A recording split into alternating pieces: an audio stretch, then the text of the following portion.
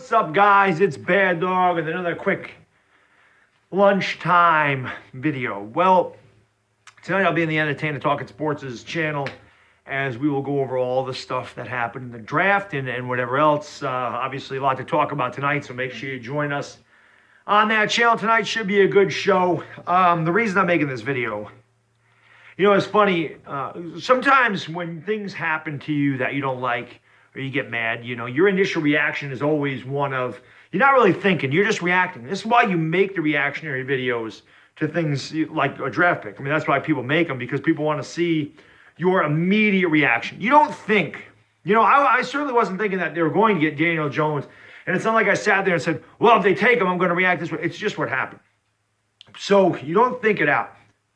Now, having time to go back and look at things, I still will never, until this guy proves that he can be a great quarterback, or that Josh Allen is a failure, or Dwayne Haskins isn't good, I still won't agree with picking him at 6. However, since I watched some film on this kid, since I had a chance to go back and look at Daniel Jones, I'm all aboard the Daniel Jones train. Okay, I'm all aboard. He had a terrible team around him at Duke. Really had no help there at all. I feel like Daniel Jones, if we surround him with the right pieces, can definitely succeed. I still, like I said, I still don't like him at 6, so don't get me wrong. You know, I'm on board with the kid. I want him to succeed. I want him to ball out. But, you know, I don't get me wrong. It's not like all of a sudden I'm like, well, that's a good pick at 6. Because, like I said, until that's proven that he is, I'm not going to believe it. But you look at what the Giants have always been able to do. You got to build around your quarterback. So if we put the right piece around him, I mean, we won a Super Bowl with Jeff Hostetler, for crying out loud. So if Daniel Jones can just come in there and he can just not turn the ball over, and he can just make good decisions with the ball, and just, you know, just be the guy that makes smart decisions and can make some plays with his legs, can convert on third down and make the throws that he needs to make them, we'll be okay. You know, again, I'm not going to sit here and go, oh, I love the pick now, because I don't. But looking back on the draft, there's a lot of guys I didn't know much about, because, like I said, I concentrate on the SEC and the Big 12. But I thought that after the first couple of picks, which I obviously, you saw I did not agree with the Daniel Jones thing. I thought Dexter Lawrence was a bit of a reach, but I love the DeAndre Baker pick. I love the Julian Love pick. I didn't know anything about Zemeniz at all. I don't watch Old Dominion football, but going back and looking at him, he's a good edge rusher. I felt like that's a good pick. I like the tape on that kid. I thought he performed very well. You know, and obviously the kid at Washburn, you know, how many Washburn games do I watch? You know, so it's hard to find film, but I think that the Giants did a little bit better in the later rounds, and I'm excited to see exactly what these kids bring to the table. Again, man, this is the thing with Daniel Jones.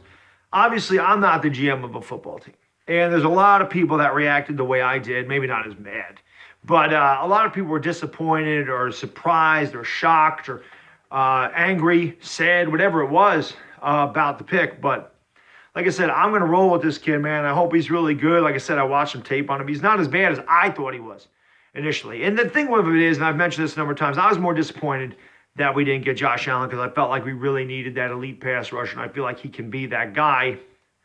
But again, you know, I have to live with it. I can't take back my initial reaction. I'll admit it, I completely overreacted at that. I did. I completely overreacted because, again, I was just angry. I was mad at it. But, again, getting time to go back and think about it, getting time to go back and watch it, getting time to get over this thing, I'm on board with him, man. I'll trust. I don't know how I can trust Dave Gettleman. He lies all the time. But, hey, if these guys like this kid, there must be a reason why.